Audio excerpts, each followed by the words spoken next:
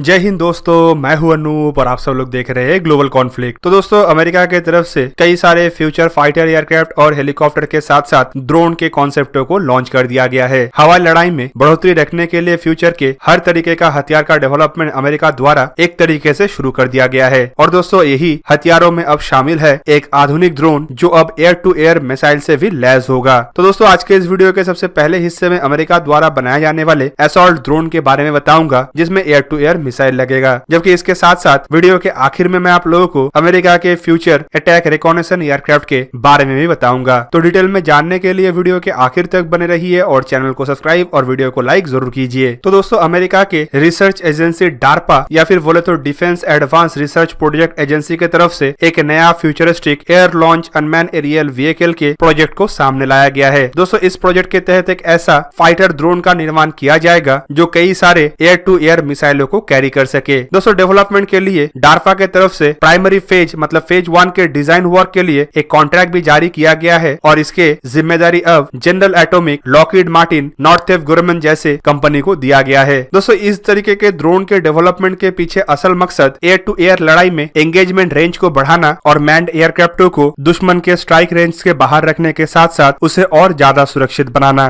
दोस्तों, डार्पा मतलब defence advanced research project agency pentagon के अंतर्गत आने वाले अमेरिका के सबसे बड़ा रिसर्च ऑर्गेनाइजेशन है। इसे आप भारत के डीआरडीओ के जैसा ही मान सकते हैं। डार्पा के द्वारा ये जो ड्रोन के कॉन्सेप्ट में आगे बढ़ा जा रहा है, इसका नाम प्रोजेक्ट लॉन्ग शॉट रखा गया है। प्रोजेक्ट के तहत बेसिकली इन ड्रोनों को फाइटर एयरक्राफ्टों से ही लॉन्च किया जाएगा, इसीलिए इसे एयर लॉन्च ड्रोन भी कहा जा रहा है। जबकि कुछ जानकारी के मुताबिक प्रोजेक्ट लॉन्ग शॉट के तहत जिन हथियारों का निर्माण किया जा रहा है, ये अन्य एयरक्राफ्टों से भी लॉन्च किया जा सकता है, जैसे कि बॉम्बर एयरक्राफ्ट। इवन इसका लैंड वर्जन और शिप बॉर्न वर्जन भी फ्यूचर में आगे आ सकता है। दोस्तों, इस तरीके के हथियारों के निर्माण के पीछे असल मकसद फाइटर एयरक्राफ्टों को दुश्मन के long range air to air missile के रेंज से बाहर रखना, जबकि साथ में दुश्मन के फाइटर एयरक्राफ्टों को एंगेज करने के लिए भी अपने बढ़ोतरी हासिल करना। कोल्ड वॉर के जमाने में जहाँ पे एयर टू एयर मिसाइलों का डेवलपमेंट हुआ था और इस क्षेत्र में अमेरिका और अमेरिका के साथी देश दुनिया में सबसे आगे था, तो वहीं पे अब रशिया और चाइना जैसे देशों की तरफ से आधुनिक एयर टू एयर मिसाइलों का डेवलपमेंट किया जा रहा है। चाहे रशिया के R-37 सीरीज के मिसाइल हो या फिर चाइना के PL-15 जैसे मिसाइल हो, इन मिसाइलों को लॉन्ग रेंज तक दुश्मन के एयरक्राफ्टों के ऊपर हमला बोलने के लिए डिजाइन किया गया है। जहां पे दूसरी तरफ अगर देखें तो अमेरिका के पास जो M120 एमराम मिसाइल है, उसका रेंज सिर्फ 100 माइल है, तो वहीं पे रशिया के R-37 जैसे मिसाइलों का रेंज करीबन 124 माइल के आसपास है। जबकि चाइना के PL-15 का रेंज भी लगभग अमेरिका के M120 एमराम के आसपास का है।